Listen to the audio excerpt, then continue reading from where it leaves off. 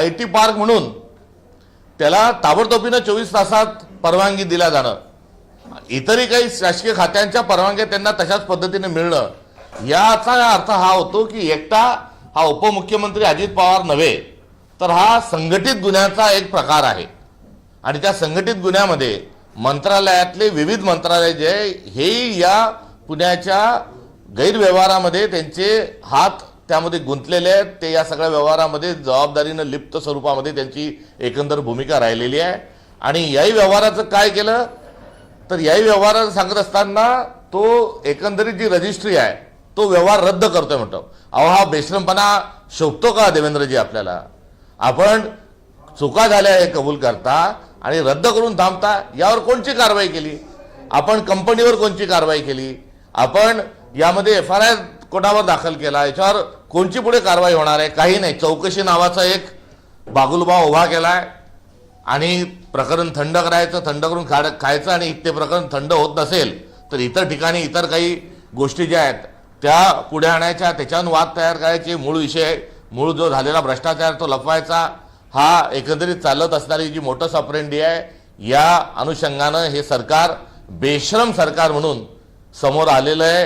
ही अत्यंत महाराष्ट्राचं, पुरोगामी महाराष्ट्राचं दुर्दैव आहे, हे दुःखाने या ठिकाणी नमूद करू इच्छितो। मात्र याच्यावर न थांबता पुढे जाऊन या सर्वांची चौकशी झाली पाहिजे। एका दुःखा जे प्रकरण समोर येतात त्याची नाही। आम्ही हा व्यवहार होतोय याचा बरेच दिवसापासून हे सांगितलं होतं पुणे भेटीमध्ये, अनेक लोक या गोष्टींचा घेऊन मुद्दे घेऊन हे काम करत होते। मात्र वेगवेगळे ऍक्टिव्हिस्ट आणि वेगवेगळ्या स्वरूपामधून प्रकरणं पुढे आल्यानंतर ती कशी दाबल्या जातात हे देखील एक समाज स्वास्थ्याचं एक लक्षण आहे। कारण आलेला मुद्दा हा एकदम परवा आला आणि तो कुठेतरी सगळ्यांना माहीत झाला आणि मग गोंधळ उडाला आणि मग रद्द झाला असं नाही।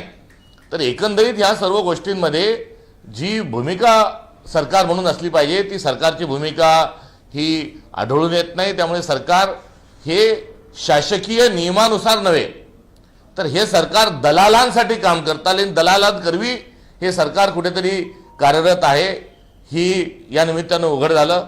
आणि हा एक व्यवहार नाही, याच्या आधीचा जो दुसरा व्यवहार आहे त्या सगळ्या व्यवहारांची सगळ्या वर्तमानपत्रात कोणते व्यवहार झालेत, काय झालेले, एक डेअरीचे जो व्यवहार आहे तोही पुढे आलेला आहे। आणि त्या डेअरीची जमीन आधीच 35 एकरापेक्षा अधिकची जमीन आहे, ही विकल्या गेलेली आहे, हिचाही व्यवहार झालेला आहे। तो व्यवहार होत असताना तो व्यवहारी ही जी कंपनी आहे पार्थ पवारांच्या नावाच्या वर असणारी कंपनी, या कंपनीने अजून एक शासकीय जमीन तिथे घेतलेली आहे। आणि ती शासकीय जमीन घेत असताना तिला पतपुरवठा कुठून झाला तर काही दौंड साखर कारखाना जो आहे प्रायव्हेट लिमिटेड, काही त्या दौंडच्या कारखान्यातून त्यांना निधी मिळाला। म्हणजे हा गुन्हा जो आहे तो करत असताना आलेला पैसा हा कुठून आला याची धागेदोरे तपासले पाहिजे। त्यांनी या पैसे कसे दिले या कंपनीला तेही तपासून बघितलं पाहिजे। त्यामुळे जे आजपूर्वीचे झालेले सर्व व्यवहार आहेत तेही तपासले जायला पाहिजे। त्यामुळे सरकार न खाऊंगा न खाणे दूंगा हे मोदी जे म्हणाले होते त्याच्या अगदी उलट हा कारभार सुरू आहे। आणि नरेंद्र मोदी, देवेंद्र फडणवीस आणि भारतीय जनता पक्ष यांच्यात जर नैतिकता उरली असेल, माझं त्यांना आव्हान आहे, तर उरली असेल तर त्यांनी पुण्याच्या सर्व जमिनींचा व्यवहार या संदर्भात एक श्वेतपत्रिका काढावी, नंबर 1। नंबर 2, ज्या मुंबईच्या SRAच्या आणि इतर ज्या जमिनी ज्या दिल्या जातात अगदी भाजपचं कार्यालय आणि त्या ठिकाणी सांगत असताना देवेंद्र फडणवीस हे चांगले वकील आहेत, नेता म्हणूनही ते वारंवार निवडून आले असल्यामुळे त्या संदर्भातही कुठलाही आक्षेप घेण्याचं कारण नाही। मात्र मुंबईच्या भाजप कार्यालयाच्या उद्घाटनाच्या कार्यक्रमात एक खूप चांगले अभिनेते आहेत याचा प्रत्यय आला आणि त्यांनी सांगितलं की नियमानुसार केलं, अगदी काटेकोर पद्धतीने केलं। अरे किती खोटं बोलता। ती मुळात जमीन सरकारी जमीन आपण कुठे घ्यायला लावता 10% मग पुन्हा फिरवा फरवी करता, ह्या अशा गोष्टी ह्या करणं मुख्यमंत्री पदाच्या माणसाला शोभत नाही। त्यामुळे मुंबईचाही जो सर्व व्यवहार झालेला आहे तो SRAचा असेल, MMRDAचा असेल, त्या अडाणींना ज्या धारावीच्या सोबतच इतर ज्या जमिनी त्यांच्या खिशात टाकल्या गेल्या त्याच्याच अनुषंगाने असेल, त्याची देखील एक श्वेतपत्रिका यांनी येणाऱ्या हिवाळी अधिवेशनामध्ये सादर करावी। आणि त्या श्वेतपत्रिकेवर लोकशाहीचा अधिकार आहे, त्या श्वेतपत्रिकेवर संपूर्ण 1 दिवस चर्चा करावी। श्वेतपत्रिका दिल्याच्या 8 दिवसानंतर पुढच्या 8 दिवसात या सगळ्यांवर चर्चा करावी आणि एकदा दूध का दूध पाणी का पाणी होऊ द्या. हे असणारं आव्हान आहे. असेल हिंमत मोज किंमत, हे देखील या निमित्तानं आव्हान देत असतात. सर्व हे जे गोडबंगाल आहे, आपण समृद्धीचं गोडबंगाल लपवलं, शक्ती महापीठाचं आता नवीन एक स्कॅन्डल आपण आणत आहात, जमिनी हडपण्याचा आपला सगळा उपक्रम हाच सुरू आहे. त्यामुळे या सर्व दलालीमध्ये हे सरकार काम करत असताना शेतकऱ्यांच्या प्रश्नाच्या अनुषंगानं त्यांना काही देणं घेणं नाही. त्यांना शेतकऱ्याच्या प्रश्नाच्या वेळेस पैसा कुठून उपलब्ध करून द्यायचा तो प्रश्न पडतो. या व्यवहारात कुठून पैसा आला हे तपासण्याचं सत्सद विवेक बुद्धी आणि नैतिक जबाबदारी त्यांची आहे, हे देखील या निमित्तानं आम्ही सांगू इच्छितो. आणि या संपूर्ण जो माफिया, सरकारमधील माफिया जे आहेत, पहिले माफिया हे बाहेर राहत होते आणि सरकार कुठेतरी त्यांना हस्तक म्हणून वापरत होते. आता हस्तक बिस्तक कोणीच नाही, आता मंत्रालय दलाल चालवत आहेत. या असणाऱ्या चित्राच्या अनुषंगानं या संदर्भात जनता शांत बसणार नाही. आणि हा काँग्रेसचा किंवा इतर कोणाचा विरोधी पक्षांचा हा प्रश्न राहिलेला नाही. आता हा प्रश्न महाराष्ट्राचा झालेला आहे आणि महाराष्ट्रातल्या 14 कोटी लोकांनी आता या संदर्भामध्ये आवाज उठवला पाहिजे आणि ते निश्चित उठवतील. ही काँग्रेसच्या विचारधारेच्या अनुषंगानं असणारी आमची ही भूमिका आहे आणि या संदर्भामध्ये आम्ही तीव्र आमचा आक्षेप, संताप आणि आम्ही केलेल्या ज्या मागण्या आहेत त्या सरकारने तात्काळ पूर्ण करावं, ही आमची असणारी मागणी आहे. दीड 24 तासांनी हा प्रकार उघडकीस आणल्यानंतर काल अजित पवार प्रथमच समोर आले माध्यमांसमोर आणि त्यावेळेस त्यांनी म्हटलं आहे की मुलं संज्ञान झालेली आहेत, ते काय व्यवहार करतात त्याच्याशी काही संबंध नाहीये. हा सगळा व्यवहार रद्द झाल्याची घोषणा त्यांनी केली, पण जर व्यवहारच झाला नसेल तर रद्द कसा केला हाच प्रश्न सुद्धा पुढे येतोय. त्यांच्या प्रतिक्रियेवरून लखोवा लोखंडे नावाचं जे पात्र, तो मी नव्हेच मधलं जे पात्र आहे त्याची आठवण झाली. महारत्नाची सगळी जमीन होती आणि 300 कोटीला याचा व्यवहार झाला, मात्र 300 कोटी कुठून आले हा प्रश्न अद्याप कोणी विचारला. तो आम्ही विचारत आहोत.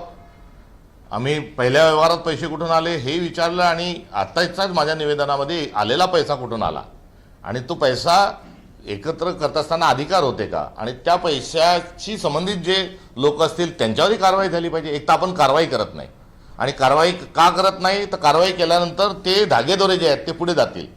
हा कोणाचा हात त्याच्यामध्ये अडकलेला आहे हे वाचवण्याच्या अनुषंगाने मी संघटित गुन्हेगारी सुरू आहे हे जे बोललो त्याचाच हा पुरावा आहे की हे कुठून पैसे आले, काय आले हे बघणं आवश्यक आहे, अत्यंत आवश्यक आहे. ती प्रक्रिया हे पुढे नेत नाही आणि त्याचा अर्थ ही संघटित स्वरूपाची गुन्हेगारी करिता हे 300 कोटी रुपयांचाही प्रश्न हा उपस्थित केल्यावरही आज त्याकडे दुर्लक्ष जाणून बुजून केल्या जात आहे. ही बाब देखील मला महाराष्ट्राच्या निदर्शनास आणून द्यायची.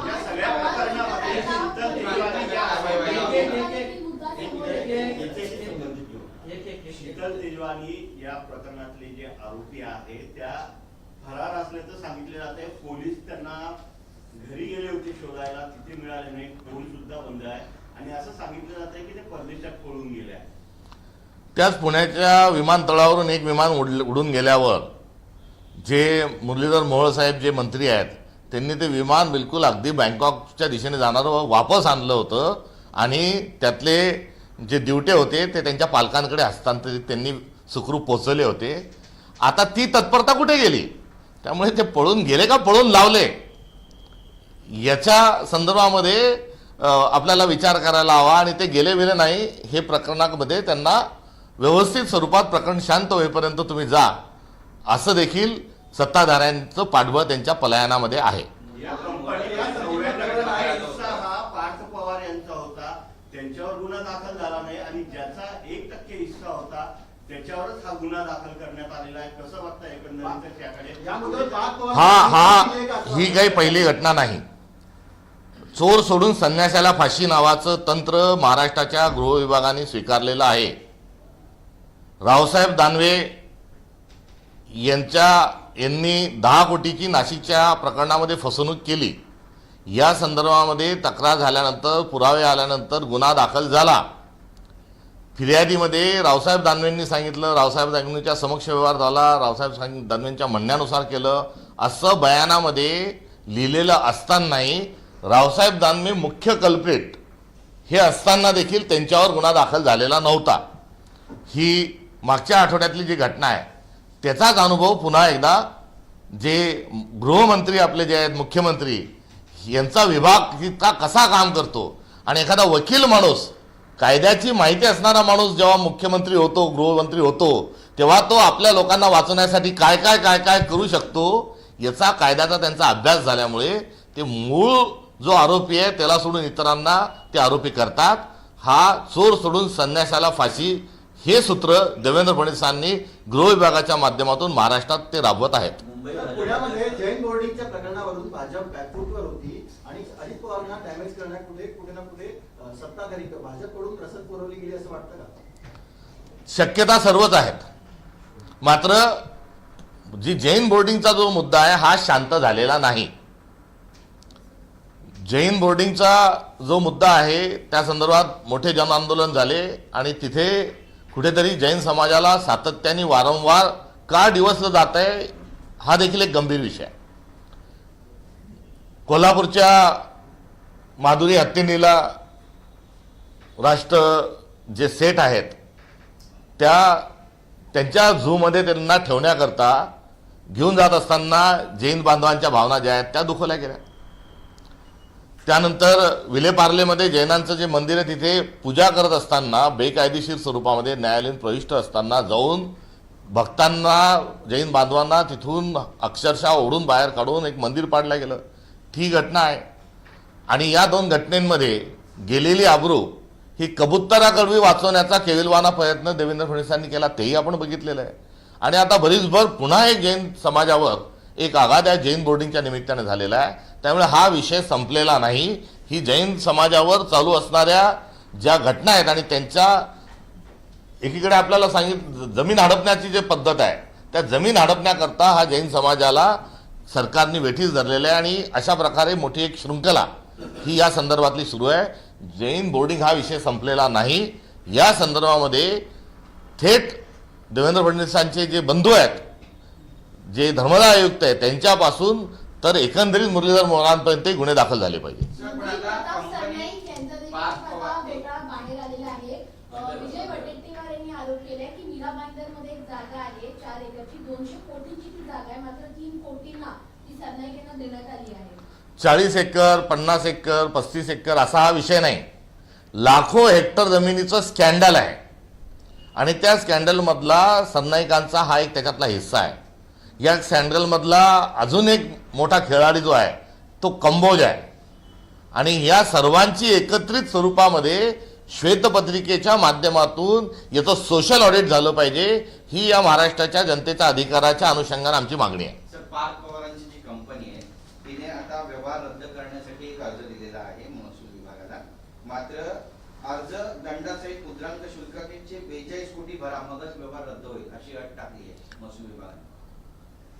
ज्याचा हात तुटेल त्याच्या गळ्यात पडेल. पुढे व्यवहार करायला मलिदा खायला सगळेजण होते.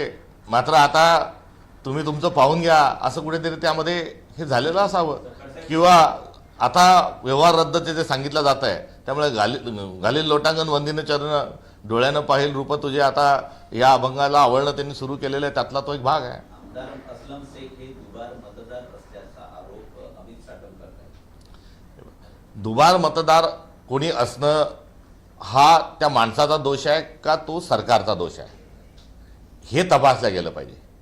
आणि त्या संदर्भात जसे आता 2 स्टार लावल्या गेले तर 3 ठिकाणी असेल तर 3 स्टार लावा, 10 स्टार लावा, 100 स्टार लावा, 1000 एका माणसाचे 1000 नाही नाव असेल ते 1000 लावा.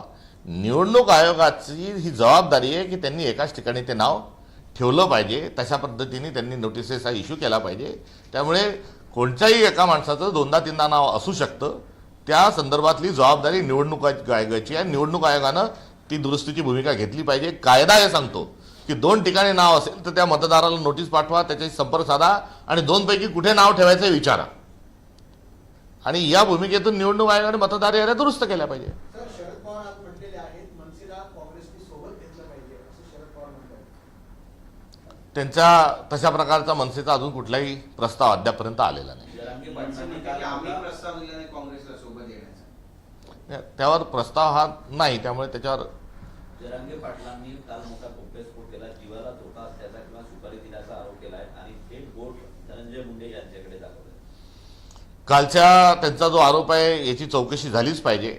मात्र कालच्या आरोपाच्या मला खूप मागे आपल्याला घेऊन जायचं आहे. देवेंद्र फडणवीस कशी मजा पाहतात आहे आणि मी त्यांची तुलना नथुराम गोडसेंशी जी केली होती, तुलना मोटस ऑपरेंडीच्या अनुषंगाने होती की महात्मा गांधींचा खून शांत डोक्यानं नथुराम गोडसेंनी केला, तीच मोटस ऑपरेंडी देवेंद्र फडणवीसांची कशी आहे हा जो केलेला आरोप आहे त्याचं अत्यंत चांगलं उदाहरण जरांगे पाटलांच्या कालच्या आरोपावरून सिद्ध होतो. काल केलेला आरोप याच्या मागे आपण जर गेलो तर मराठा बांधव एका गावामध्ये आंदोलनाला बसलेले असताना देवेंद्र फडणवीस तिथे पोलीस पाठवतात, तिथे लाठी हल्ला करायला लावतात आणि महाराष्ट्रातलं जे सामाजिक जीवन आहे ते ढवळून टाकतात. आणि तिथून सुरू झालेला जो वाद आहे तो वाद आता थांबत नाही. आणि या वादाला शांततेने समावेशक सौहार्द्रतेने सद्भावनेच्या अनुषंगानं याच्यावर समेट घडवण्याचे प्रयत्न हे केले जात नाही. एक दगड मोळाला मारून देवेंद्र फडणवीस हे मोकळे झाले आणि या पूर्ण महाराष्ट्रातलं सामाजिक जीवन जे आहे हे बिघडवण्याचं काम हे देवेंद्र फडणवीसांनी केलेलं आहे. आणि आता अशा ज्या घटना घडत आहेत अशा घडलेल्या घटनांच्या अनुषंगानं ते केवळ बघायची, हसायची आणि त्याच्यातून त्यांना आनंद मिळत आहे का हा प्रश्न या निमित्तानं उपस्थित होतो. शहराच्या जमीन घोटाळा प्रकरणी मुख्यमंत्र्यांनी चौकशीचे आदेश दिलेले आहेत. मात्र अजित पवारांच्या मुलावरती चौकशी होणार आहे. ते उपमुख्यमंत्री असताना चौकशी निष्पक्ष होऊ शकेल का? तुम्ही त्यांच्या राजीनाम्याची मागणी करणार? अहो, हे पहिल्याच दिवशी राजीनाम्याची मागणी केली. मात्र आपण समजून घ्या, धनंजय मुंडे यांचा राजीनामा संतोष देशमुख हत्याकांडात आम्ही का मागत होतो की तपासामध्ये दबाव येऊ नये करिता त्यांना दूर ठेवा. मात्र सरकारने ऐकलं नाही. शेवटी त्यांचा राजीनामा का झाला? त्यांचा राजीनामा याच्यासाठी झाला की जेव्हा चार्जशीट दाखल झाली, चार्जशीट दाखल झाल्यानंतर त्याच्यात अत्यंत आक्षेपार्ह आणि संतापजनक अशा प्रकारची चित्रफिती आणि काही फोटो होते. ते फोटो व्हायरल झाल्यानंतर समाजमन बिघडलं आणि आता मंत्रालयात घुसून काही ना काही घटना होऊ शकते या भीतीपोटी सरकारने नैतिकतेच्या आधारावर नाही तर या भीतीपोटी धनंजय मुंडे यांचा राजीनामा झालेला आहे.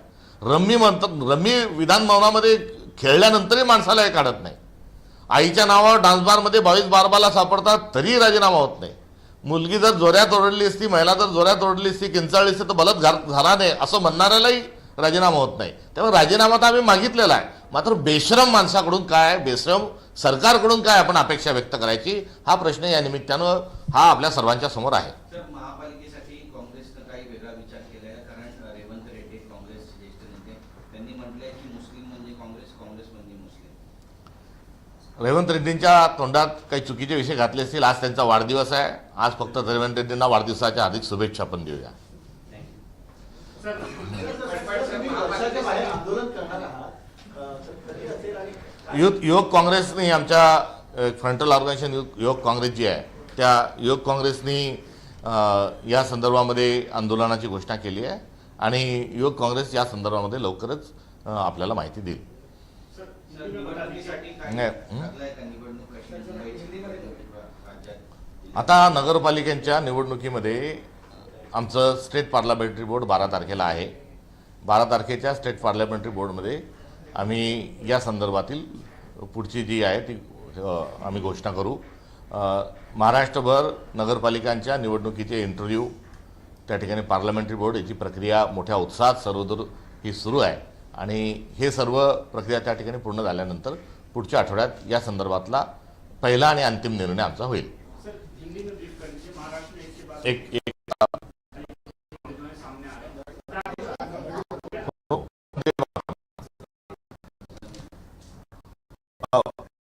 भाजपला वंदे मातरमची आठवण झाली. वंदे मातरम इतक्या दिवस त्यांना अमान्य होतं. वंदे मातरम त्यांच्यासाठी असं होतं, त्याचा उपचार त्यांना करणं अवघड होतं. मात्र आता वंदे मातरमच्या अनुषंगानं देशापासून दिल्ली कार्यक्रम त्या संदर्भात आयोजित करतायत त्याबद्दल त्यांचं मी अभिनंदन करतो. कारण वंदे मातरमला RSSचा हा विरोध होता. वंदे मातरमला भाजपचा सातत्याने विरोध होता.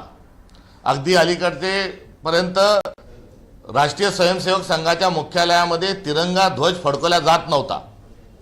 काही तरुणांनी राष्ट्रभक्तीतून प्रेरित होऊन संविधानापासून प्रेरणा घेऊन तिथे सातत्याने 2 वर्ष झेंडा फडकवण्याचा प्रयत्न केला. म्हणून आता नाईलाजानं ते तिरंगा फडकवायला लागले. राष्ट्रीय स्वयंसेवक संघाचा वंदे मातरम या आपल्या गीतावर, पवित्र गीतावर विश्वास नव्हता. त्यांचा राष्ट्रगीतावरही त्यांचा विश्वास नव्हता. आणि वंदे मातरमच्या संदर्भामध्ये RSSनी आणि पर्यायाने भाजपनी फार मोठी एक कॅम्पेन त्यांनी चालवलं होतं.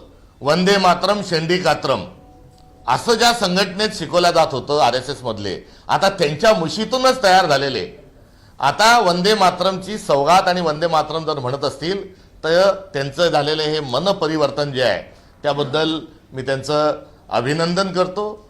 आणि वेदमंत्राहून अम्मा वंदे वंदे मातरम हे वंदे मातरमचं अस्तित्व त्यांनी एकदा पुन्हा त्यांनी मान्य करावं. आणि ते करत असताना माऊलीच्या स्वातंत्र्यासाठी जे हुतात्मे झाले त्या हुतात्म्यांनी दिलेला मंत्र हा वंदे मातरम आहे.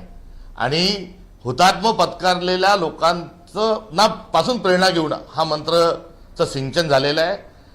आणि यामध्ये हुतात्म्या देण्यामध्ये भारतीय जनता पक्ष कधीही अग्रेसर नव्हती. किंबहुना हत्या करण्यामध्ये आणि हुतात्म्यामध्ये गांधींसारख्या महामानवाला मारणारा जो विचार होता तो संघाचा होता आणि भाजपचा होता. आता तेच जर हुतात्म्याच्या त्यागातून जो मंत्र पुढे आलेला आहे त्या मंत्राला जर ते आत्मसात करत असतील तर मी पुनश्च अभिनंदन करतो. कलकत्त्याच्या 1896च्या अधिवेशनामध्ये वंदे मातरम हे गीत प्रथमतः म्हटलं गेलं. आणि वंदे मातरमचं पुढचं स्वरूप कसं असावं, कारण तेव्हा ना जिन्नांनी, मुस्लिम लीगच्या जिन्नांनी आणि सावरकरांनी द्विराष्ट्राची जी 30-32च्या दरम्यान जी मांडणी केली त्या सगळ्या अनुषंगानं देशामध्ये 2 देश 2 राष्ट्र वगैरे वगैरे या गोष्टी सुरू झाल्या. आणि त्यानंतर वंदे मातरम हे गीत पुढे घेऊन जाण्याच्या अनुषंगानं खुद्द रवींद्रनाथ टागोर, सरदार सुभाषचंद्र बोस, पंडित जवाहरलाल नेहरू, APJ अब्दुल कलाम व इतर काही विद्वानांनी एकत्र येऊन आजचं वंदे मातरम जे आहे ते त्या ठिकाणी सुनिश्चित केलं होतं. आता त्याच चुका आहे असे म्हणणारे नवीन विद्वान हे नॉन बायोलॉजिकल काल नरेंद्र मोदी साहेब या संदर्भात केलेली टिप्पणी जी आहे ही टिप्पणी म्हणजे या महान माणसांच्या कामाला कुठेतरी आरसा दाखवण्याचा त्यांचा प्रयत्न आहे. त्यामुळे त्यांच्या या वक्तव्यावर मला या ठिकाणी दुःखद होत असताना त्यांची क्यू देखील करावीशी वाटते. मात्र स्वातंत्र्याचा जो संग्राम सुरू होता त्या स्वातंत्र्याच्या संग्रामामध्ये वंदे मातरम अशा प्रकारचं गीत गाऊन झेंडा खांद्यावर घेऊन स्वातंत्र्य संग्राम सेनानी लढले. आणि हे जेव्हा स्वातंत्र्य संग्राम सेनानी तिरंगा घेऊन वंदे मातरम म्हणत असताना भारतीय जनता पक्ष ज्या मुशीतून तयार झाल्या त्या विचाराचे लोक हे इंग्रजांचे तळवे चाटत होते. ते इंग्रजांना चे कुठेतरी हस्तक म्हणून हे त्या ठिकाणी काम करत होते. हे आपला असणारा जो इतिहास आहे त्या इतिहासापासून दडा घेऊन त्यांनी आता वंदे मातरमच्या अनुषंगानं त्यांचं उफळून आलेलं जे प्रेम आहे त्याबद्दल मी स्वागत करतो. मात्र त्यांचे प्रेम पुतना मावशीचं प्रेम राहू नये अशी देखील अपेक्षा या निमित्तानं करतो. आणि आपल्या संसदेचं अधिवेशन सुरू होत असताना स्वातंत्र्यापासून ताबडतोबीने जेव्हापासून संसद स्थापन झाली एवढंच नाही तर संविधान सभेमध्ये देखील सुरुवात होत असताना वंदे मातरम या पवित्र गीताने सुरुवात होते. सगळ्या विधानसभेमध्ये आता महाराष्ट्राच्या आणि सर्व विधानसभेमध्ये विधानसभा जेव्हा सुरू होते तेव्हा देखील वंदे मातरम हे गीत जे आहे हे अत्यंत आदरपूर्वक सन्मानाने लावलं जातं. काँग्रेसच्या प्रत्येक अधिवेशनात 1896 पासूनच्या प्रत्येक अधिवेशनामध्ये वंदे मातरम पासूनच अधिवेशन हे सुरू होत असतं. आणि या वंदे मातरमचा जो हा इतिहास आहे या इतिहासाचं अनुकरण, या संस्कृतीचं, या त्यागाचं अनुकरण भारतीय जनता पक्ष करत आहे. त्याबद्दल पुन्हा त्यांना या निमित्ताने या ठिकाणी शुभेच्छा देतो. मात्र या वंदे मातरमाला हा देशामध्ये तंटे करण्याकरता, दंगली करण्याकरता हे वंदे मातरम नाही. जातीय तेढ निर्माण करण्याकरता वंदे मातरम नाही. भारत मातेच्या छातीत सुराख उपसण्याकरताही वंदे मातरम नाही. हे कॅम्पेन चालवत असताना सत्ताधाऱ्यांनी यांची नोंद घ्यावी. कालही बरेच लोक बरळले, मी बरळले यासाठी म्हणतो की जे स्पिरिट आहे, जी प्रेरणा वंदे मातरमची आहे त्या पवित्र गीताच्या पलीकडे जाऊन काही लोकांनी ज्या काल टिप्पण्या केल्या त्यांनी कृपा करून असं करू नये. राष्ट्र की जनगणमन असेल, वंदे मातरम असेल, हे आपले मंत्र आहेत, हे आपले राष्ट्राचे गीत आहेत. या अनुषंगानं कुठेही दुजाभाव निर्माण होणार नाही, दंगली होणार नाही, याची दक्षता ही भारतीय जनता पक्षाने जरूर घेतली पाहिजे, ही देखील त्यांच्याकडून असणारी माझी अपेक्षा आहे. सर, हिंदी में बता दीजिए, महाराष्ट्र में इसके बाद एक मामले जो है सामने आए, पहले जैन समाज सेवी का जमीन घोटाला, ये इसकी बहुत बड़ी फेयर लिस्ट है और इसको सरकार ने छुपा के रखा है. इस पर तो बहुत सारा ऑब्जेक्शन भी है. इसलिए मुंबई और पुणे में खास तौर पर जो सारे इस प्रकार से जो व्यवहार सरकारी जमीन को लेके, या वक्फ बोर्ड का भी उसमें हो सकता है, जैन समाज की भी जमीन हो सकती है, सरकारी भी हो सकती है, कुछ वतनों को दी जमीन है वो भी हो सकती है. ये सारी जमीनों का एक व्हाइट पेपर ये सरकार पब्लिश करे. पार्कवार मामले में जिस तरह से जो है एक तेजवानी से कुछ लोगों की केस दर्ज किया गया, लेकिन पार्कवार पर अभी तक कोई भी कार्रवाई जो है नहीं की गई है और इस बिल को रद्द करने का निर्णय लिया गया. क्या लगता है कि पार्कवार को बचाने की कोशिश? जाहिर है ये बचा ही जा रहा है. इतना ही नहीं तो जिन पे एफआईआर दर्ज है उनको देश से भगाया भी जा रहा है. लेकिन लगातार उन्हीं के पिता जो है अजित पवार ये कह रहे हैं कि मेरा इसमें हाथ नहीं है, और लेकिन आप किस तरह से इस मुद्दे को देखते हैं? एक तरफ सही है, उनका हाथ उसमें नहीं है, वो पूरे के पूरे उसमें सम्मिलित है. Thank you.